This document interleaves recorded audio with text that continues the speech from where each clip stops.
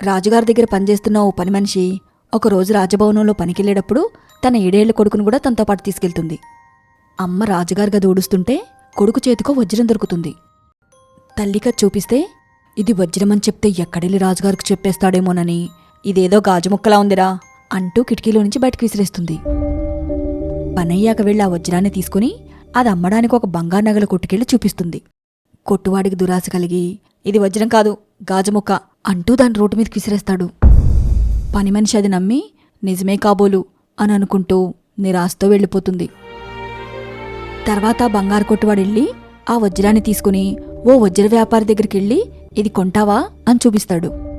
వజ్ర వ్యాపారి అది చూసి ఇది బాగా ఖరీదైన వజ్రంలా ఉంది, దీన్ని ఎలాగైనా సొంతం చేసుకోవాలి అని ఇది వజ్రమని ఎవరు చెప్పారు, ఉట్టి గాజు ముక్క అంటూ దాన్ని రోడ్డుపైకి విసిరేస్తాడు.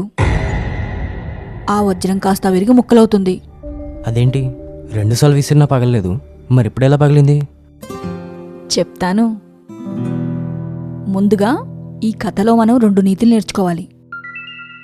1, పని మనిషి నిజాయితీగా ఉంటే కొడుక్కి అబద్ధం చెప్పాల్సిన అవసరం ఉండేదే కాదు. దొరికిన వజ్రం రాజుగారికి తిరిగిస్తే ఎంతో కొంత బహుమతైనా పొందేది, కొడుకు కూడా నిజాయితీదారులు నడుచుకోవాలి అనే పాఠము నేర్చుకునేవాడు.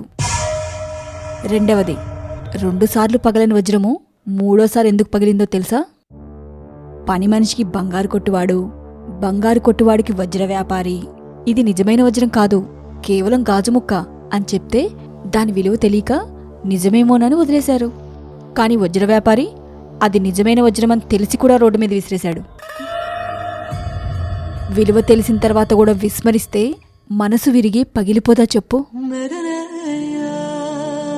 కాలేజీలో మా టీం బాస్కెట్బాల్ ట్రాఫీ గెలిచిందన్నా అని తమ్ముడొచ్చి నీకు ఆనందంతో చెప్తే నువ్వు పెద్దగా పట్టించుకోలేదు. నా వాళ్లకే నా విలువ లేదు అని వాడి మనసు కూడా ఆ వజ్రంలో ముక్కలై ఉండొచ్చు కదా.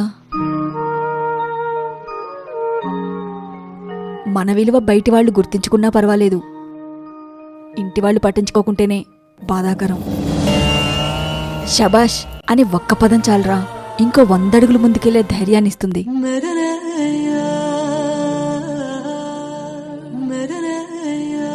షామక్, మీ బాస్కెట్బాల్ టీం ట్రాఫీ కొట్టినందుకు కంగ్రాచులేషన్స్ రా. నువ్వు ఎప్పుడు ఇట్లానే గెలవాలరా. సరేనయ్యా.